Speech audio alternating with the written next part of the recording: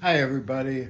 This morning I got a phone call from one of our former board members with Change Social That's Ohio, and he was talking about a juvenile lifer. He got locked up, I think, at 15 or something, and the pro board's refusing his parole because of life skills. He was locked up since he was 15 years old. It's the prison's responsibility to give him those skills. He could go to a halfway house and learn some, but skills you're going to learn when you're out there in the public. Most juveniles that I know that get out do not come back to prison. For one, they've been down 30, 40 years, which is ridiculous, to put a juvenile in for that long. We need to change some of these laws. Parole for a juvenile, we really need to strengthen it. The one that passed a couple years ago was a joke. It brought the guys back up to the pro board earlier, but people are not getting a parole. So we need to work on things like that right now, especially to those that matter. I would say every juvenile should have been home by now. And the bad habits they pick up is in prison. So, keep somebody in prison a lot longer so they can learn bad habits. And the lack of programming in is one reason is because the governor cut costs for the prisons. So what do? The staff wants their money and they want their raises. They get it. They have an I&E fund for the prisoners that's supposed to cover costs like yard day, supposed to cover like washer and dryer and stuff for the prisoners. But my understanding that some of the institutions are using some of the money for staff yard days. We really need to work on some of these things that's coming up. But I'm really concerned about the juvenile lifers. Laws need to change so they can get a fair chance. The bill that they passed, like I said, is a joke. I don't know how many people got a parole, but everyone I know got flopped. When you say flopped, that means continuous sentence. Prisoner advocates and people that's locked up were called flops. The pro board hates it when you use that term. The director says she's going to make the parole more transparent. It's not. She's got a prosecutor on. She's got a victim advocate, but she does not have a pro board a former inmate advocate, which a former person that was in prison would probably be the best person to be an advocate for that.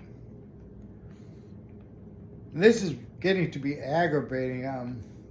My friend Candace, her husband should have been home a long time ago. He just got I think a 5-year flop when he went up this last year or the year before. And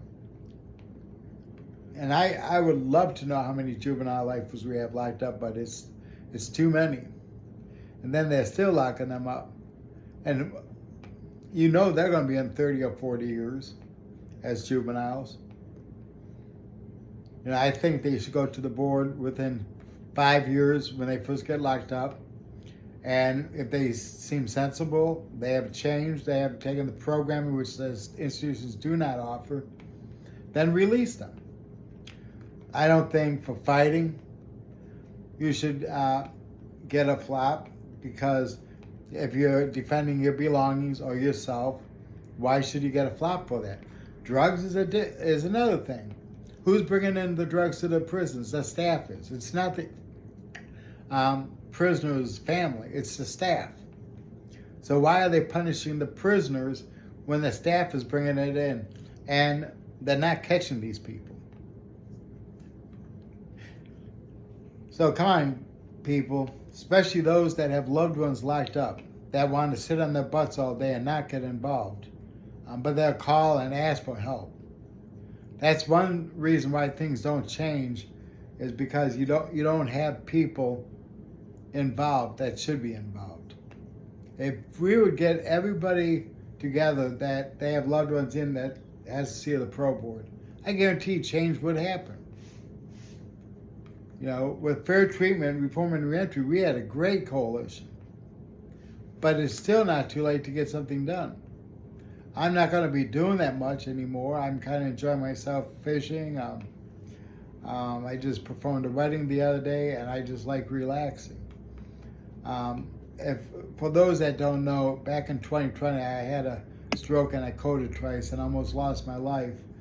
And it pushed the disease forward, which is ataxia. I have Friedreich's ataxia and cerebellum ataxia, which will take your life eventually. But I have to take it easy now. And, you know, and I will. See, this is one that my neurologist got that for me a couple years ago.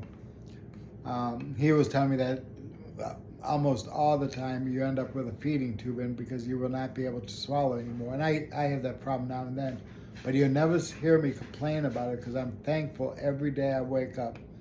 I'm thankful that God is in my life and He controls everything that I do. I still make mistakes. I still sin at times. I still cuss at times, which I need to work on. But I'm also human. I don't look at somebody's past. I don't look at these juveniles' past. What did they do wrong to get in prison? I don't care. I care who they are today. I don't care if you're in for a sex offense. You can change. It's an addiction. Like it talks about in my book about addictions. It lists several of them, and I'm sure I left quite a few out. Sexual addiction is no different than drug, alcohol, gambling addiction. It's addiction. You're powerless over it at the time. So it should be treated as a disease, as they put it. I'm not so sure I call it a disease because it's still a free choice. But we have so much work to do.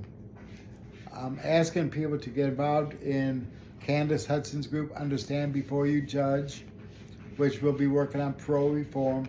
And also we got Hope for the Community, which we try to help those in need in our communities, such as resources, brown bag lunches for the homeless, which we're going to be doing on October 12th. If you'd like to make a donation, and it will go to whichever group has an event coming up, it's $ and Cash App, $ Hope for the community. No, $ Hope for Ohio, and a letter 4 spelled out. So it's $ Hope for Ohio, and that's Cash App. So folks, let's unite. Let's work together. Let's get off our lazy butts and get something done. And I don't really care if you get mad at me. You're the ones that got loved ones locked up. So you need to make a choice what you're going to do. I'm willing to work with you if you help.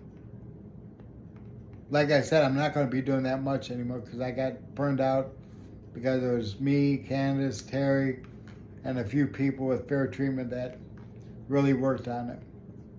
But you could not get the numbers of people that we needed because you had too much bashing, me bashing, just people in general, and then we lost people instead. I'm not going to mention people, but people I thought that was my friend. It's a joke sometimes, and things like that no longer bother me. I used to come home and wonder, why don't they like me? What did I do wrong? And I didn't do anything wrong. It was other people bashing me. One lady from Cleveland, which is my hometown area, Palmer Heights, she ran a group, and she hates people with sexual offenses. Now, I was not in for rape or GSI or anything like that. Mine was a public indecency cases. And it, yes, it was an addiction, but I was able to change. God has delivered me of it, and He can anybody else. So, folks, if you're interested in helping, give me a call at 614-448-7385. Again, 614-448-7385. Thank you, everybody.